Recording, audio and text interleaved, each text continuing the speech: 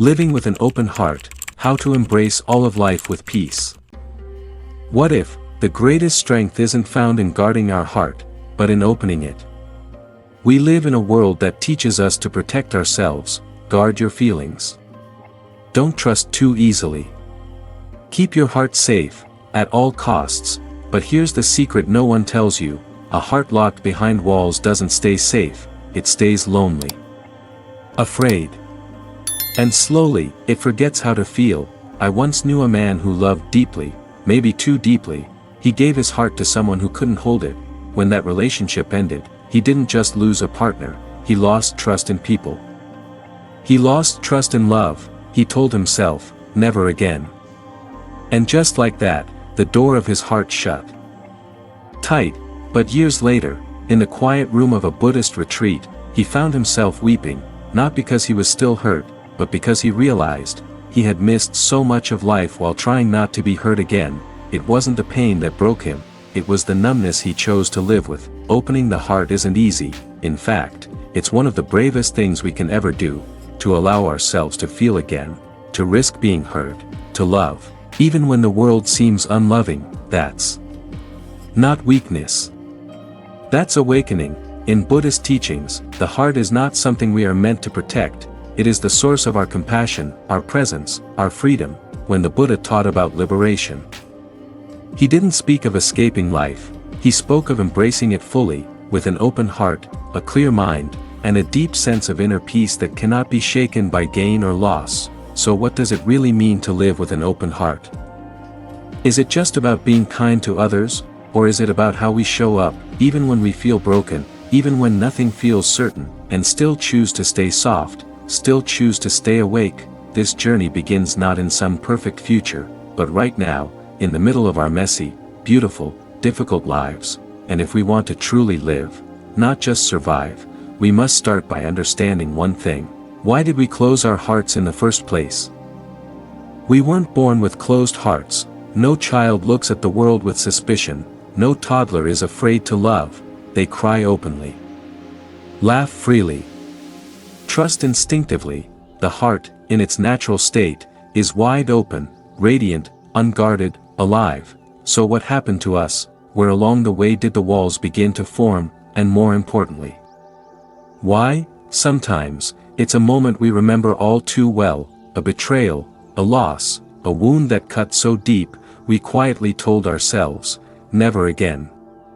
Other times, it's more subtle, 1,000 tiny disappointments, being told we were too sensitive, reaching out, only to feel rejected, until slowly, silently, we began to believe that feeling too much was dangerous. So we learned to close the door, not all at once, but piece by piece, a hesitation here, a defense mechanism there, and before we realized it, we were living behind walls.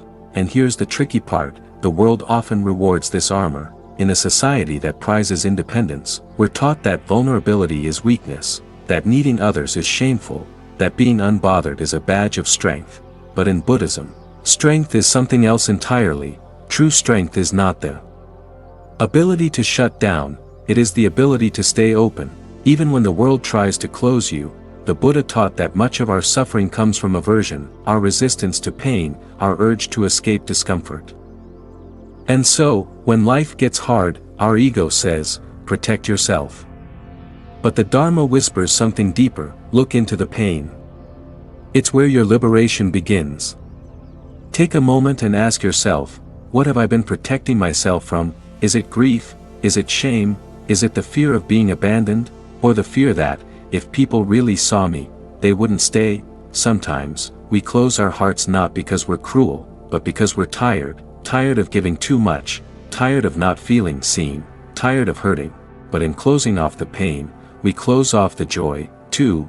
We lose access to connection, to spontaneity, to the very pulse of being alive. There's a story in Buddhist tradition about a student who asked his teacher, why do I suffer so much, even though I've tried so hard to be a good person?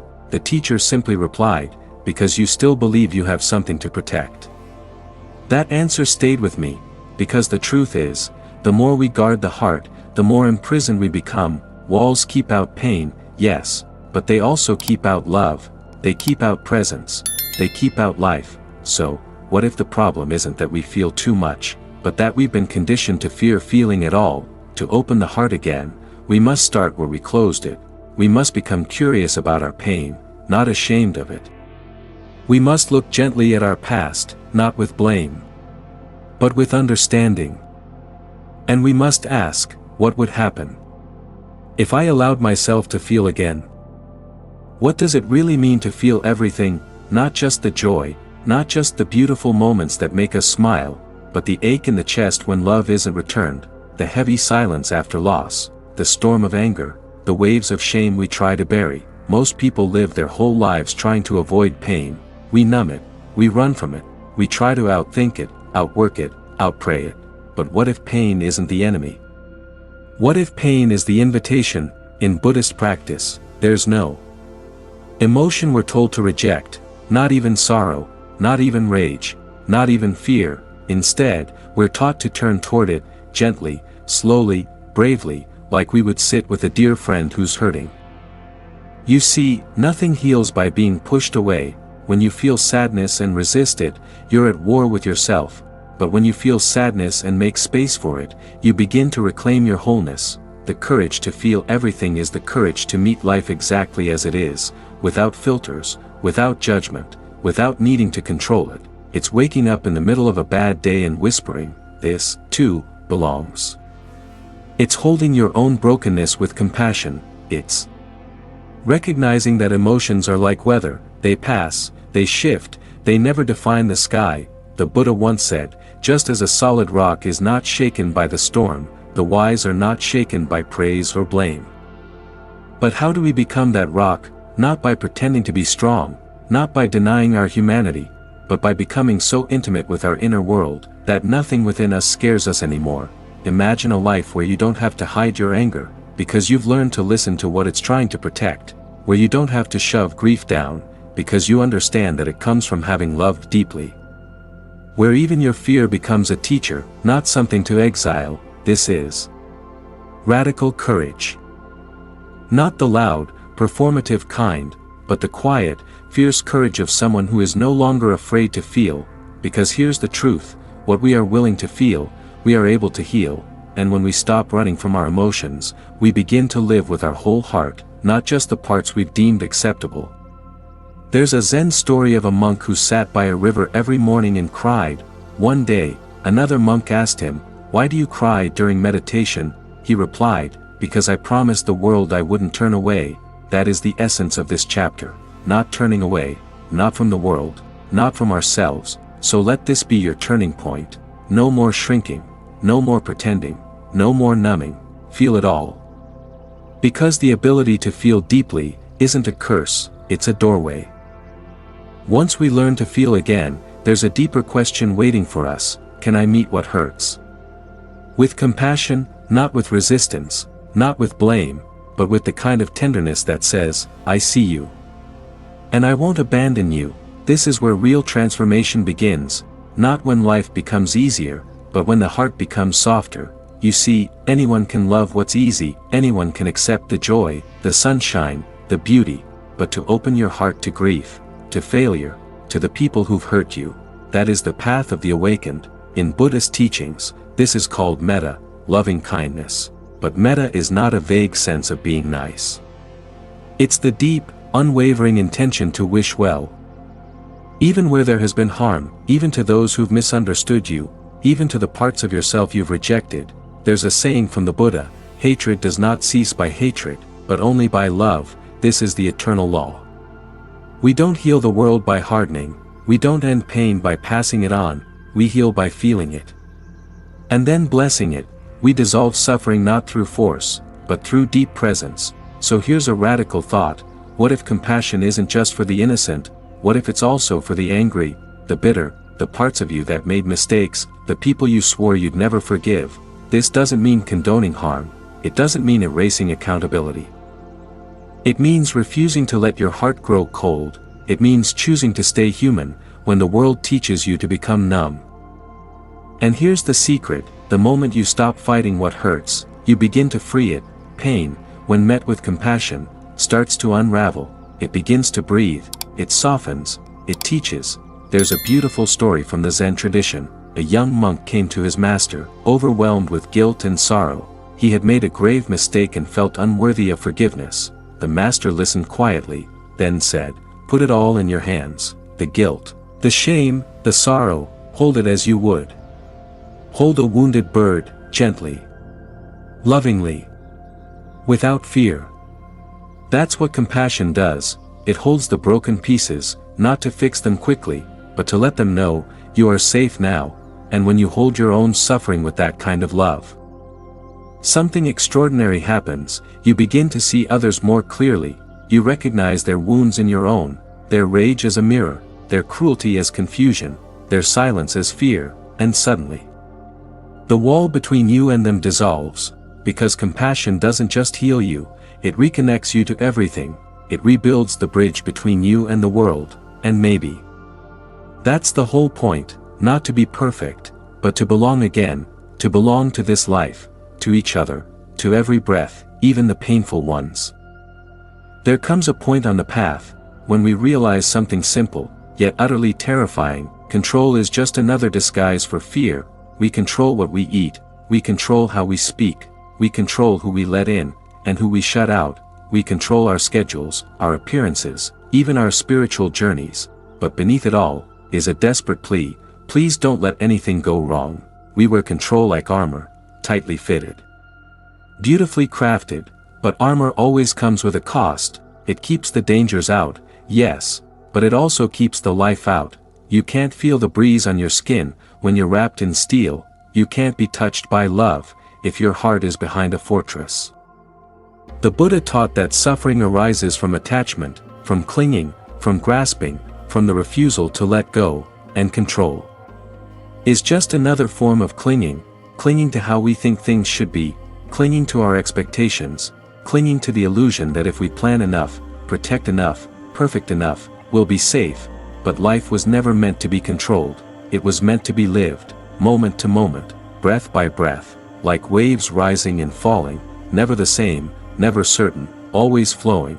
To live without armor is to live like the river, not resisting the rocks, not fearing the bends, just flowing, trusting that each curve, each crash is part of the great unfolding. This is not passivity, it's not giving up, it's surrender, the highest form of spiritual maturity, the kind that says, I will show up for this moment, not because I control it, but because I trust it. There's a Zen saying, let go, or be dragged. And so many of us are being dragged, by our expectations, by our fears, by the tight grip we hold on the future.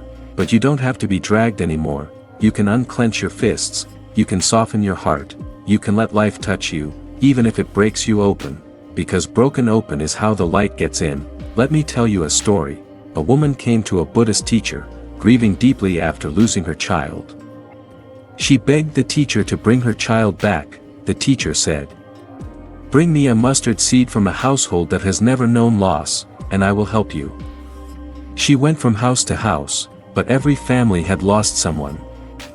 A father, a sister, a friend, a dream, and slowly, she realized, her grief wasn't a punishment, it was part of being alive, and from that realization, a kind of trust was born, not in guarantees, but in the shared vulnerability of existence. That's what living without armor is. It's trusting that you can meet whatever arises, with love, with breath, with presence, not because you're fearless, but because you've stopped turning life into a battlefield. You've stopped needing to win, you've started learning to receive, and here's the miracle, the less you resist life, the more it begins to move through you, not as an enemy to conquer, but as a sacred rhythm to dance with. You cry more freely, you laugh without holding back, you say yes more, and strangely, even when life says no, you begin to trust that something wiser is at work. This is the fruit of practice, not a life without storms, but a life where you no longer fear the rain. Have you ever noticed how most of our lives are made up not of grand moments, but of the small, almost invisible ones, not of weddings or victories, but of brushing your teeth, pouring a cup of tea, folding laundry, hearing the rain tap lightly on the window, and yet, it is in these very moments that the sacred quietly hides. You see, the spiritual path isn't just found on a meditation cushion, or in a monastery, or on top of a mountain. The true path unfolds in the ordinary, in the moments we tend to overlook, because the present moment, this very breath, is never ordinary, it is utterly miraculous. The Buddha taught that mindfulness, sati, is the key to awakening. But mindfulness doesn't just mean being aware, it means receiving what is here, without judgment, without resistance, without grasping. To receive life fully, is to befriend the present moment, as if it were your last, and maybe, just maybe, it is. There's a story of a monk who was asked, "What is your practice?" He smiled and said, "When I eat, I eat, when I walk, I walk, when I sleep, I sleep." The visitor said, "But don't we all do that?" The monk replied, "No. When you eat, you're thinking of walking, when you walk, you're thinking of sleeping, when you sleep, you're already dreaming of tomorrow." That is the difference. Most of us are only half alive in our lives. Our bodies are here, but our minds are elsewhere. We're living in tomorrow's worries, or yesterday's regrets. We check our phones while talking to our children, we eat without tasting, we breathe without noticing. But what if you stopped, right now, and simply felt the miracle of being here? Feel the breath entering your body, feel the weight of your body on the chair, feel the texture of sound in your ears, feel life, as it is, before it changes again, because it will change. That's the nature of impermanence. Everything is vanishing as it's appearing. This moment will never come again, and when we truly understand that, not just intellectually, but with every cell of our being, then suddenly the most ordinary things begin to shimmer, the sunlight on a wooden floor, the smell of rain on concrete, the smile of a stranger. These are not distractions, they are gateways, invitations into the present, into the truth of life as it is, not as we want it to be. So how do we live this way? We slow down, we breathe deeply, we choose presence over productivity, we bow to the moment instead of trying to conquer it. When you eat, just eat. When you wash the dishes, just wash the dishes. Let the soap become your teacher, let the warm water be your prayer, let the silence between words become your refuge, because this is what liberation feels like, not escaping life, but entering it fully, without agenda, without striving, without needing the moment to be more than it is, just this breath, just this body, just this quiet miracle of being alive. And when we begin to receive life fully, even in its plainness, even in its stillness, we discover a truth we've missed for so long, that joy doesn't come from chasing happiness, it comes from opening to what is already here. This is the great paradox of the path. The more ordinary your awareness becomes, the more extraordinary life reveals itself to be, and that brings us to the final chapter, one last opening of the heart, one final invitation. And now, we arrive back at the beginning. You may have thought you were lost, but the truth is, you were only ever returning to yourself, to the heart that has always been there, waiting to welcome you home. You see, life isn't something to be conquered, it's not a race to the finish line, it's not about becoming perfect, or arriving at some destination. It is a journey of returning to the present moment. Returning to the wisdom in your breath, returning to the love that you are, and have always been. But what does it truly mean to return home? To return home is to embrace life in all its forms, the sweet, the bitter, the mundane, the magnificent. It's to say yes, not just to the good, but to all of it. To embrace life with an open heart is to understand that every joy, and every sorrow, is a part of the whole. It's all interwoven, woven by the hands of impermanence and change. So many of us spend our lives trying to escape discomfort, hide from pain, or run from the unknown. But the deeper truth is this: there is no escape, and there is no need to escape. When you can sit in the fire of life, without needing to run, without needing to judge, without needing to protect yourself, you realize that everything is part of your path.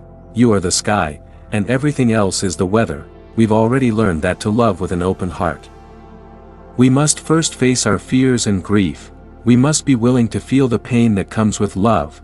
But the final step, the return home, is when we embrace life, just as it is, without resistance, without expectation, without the need to change what is. A Zen master was once asked, "What is the path?" He answered, "The path is simply this: when you are hungry, eat; when you are tired, sleep; when you are troubled, feel your heart, and let it teach you."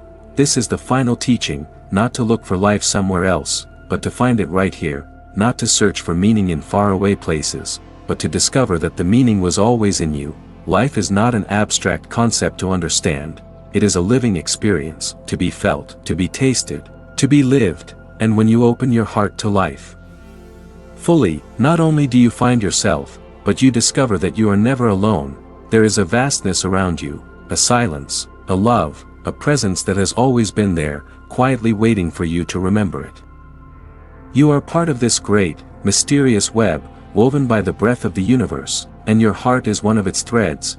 You don't need to be anything more than you are. So, we return home now, back to the space of open-heartedness, where we realize that the path we've walked was never separate from us, it was us. And now, we continue, still unfolding, still living, still loving. May you walk this path with joy, with tenderness, and with a heart wide open. And remember, dear friend, the door to your heart is always open.